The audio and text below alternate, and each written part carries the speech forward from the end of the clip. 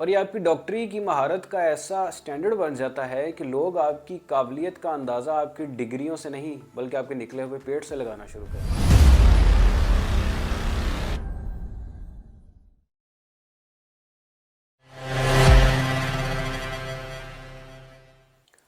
بالوں کا گرنا اور شعبہ طب سے وابستہ طالب علموں کا وقت سے پہلے گنجا ہو جانا تو ایم بی بی ایس کا ایک بڑا نقصان ہے۔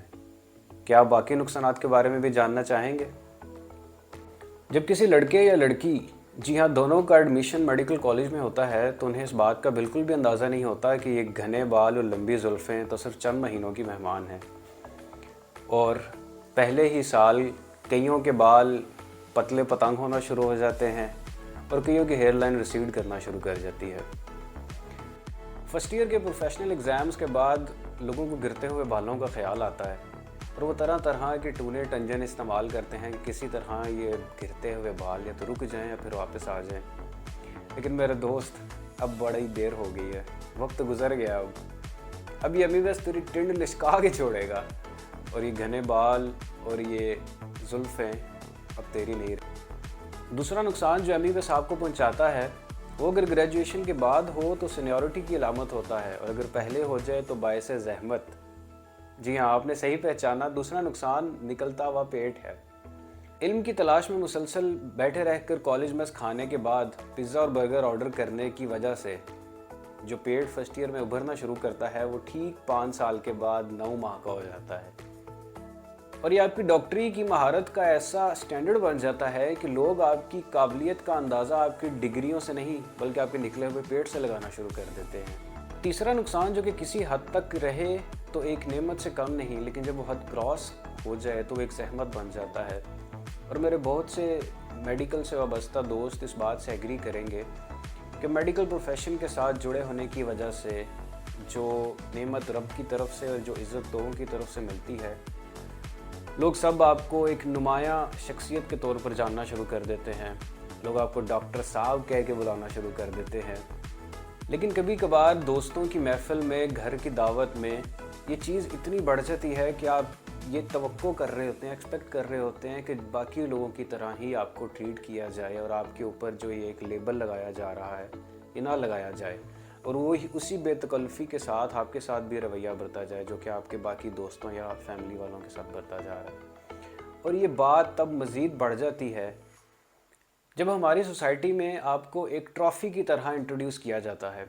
ہر گھر آنے والے مہمان کے سامنے آپ کو پیش کیا جاتا ہے اور آپ کا تعارف ایک مخصوص طریقے سے کروایا جاتا ہے کہ جی یہ میرا بیٹا یا بیٹی ڈاکٹر بن رہی ہے،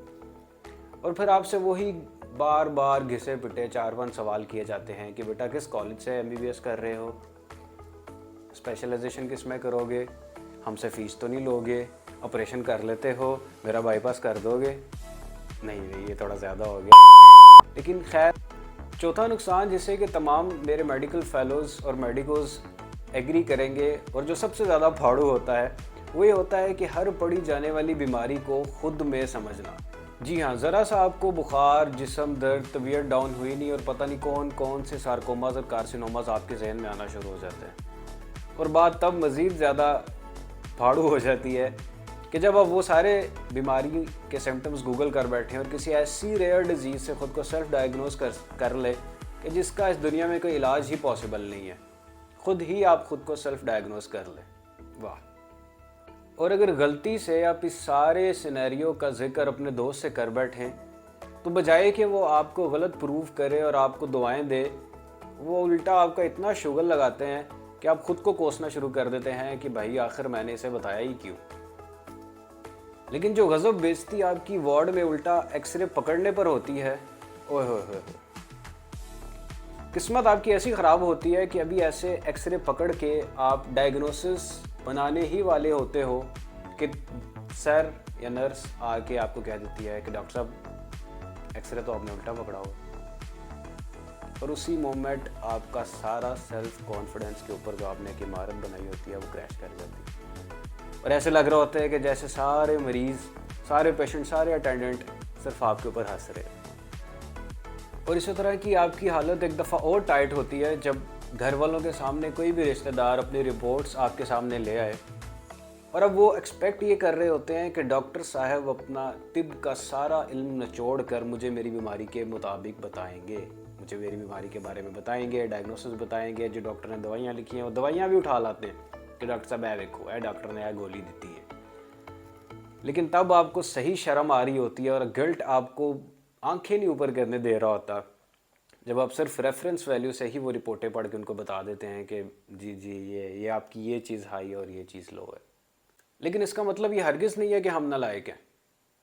मेरा मतलब वो नहीं है, हम हैं, लेकिन विद एज एंड प्रैक्टिस आप एक अच्छे और काबिल डॉक्टर बन जाते हो टाइम के साथ, जिसे लोग बाद में रिस्पेक्ट भी देते हैं, जेन्युइन रिस्पेक्ट देते हैं। वीडियो काफ़ी लंबी हो गई है तो बाकी के 5 नुकसानात नेक्स्ट वीडियो में। टिल देन अल्लाह हाफिज़।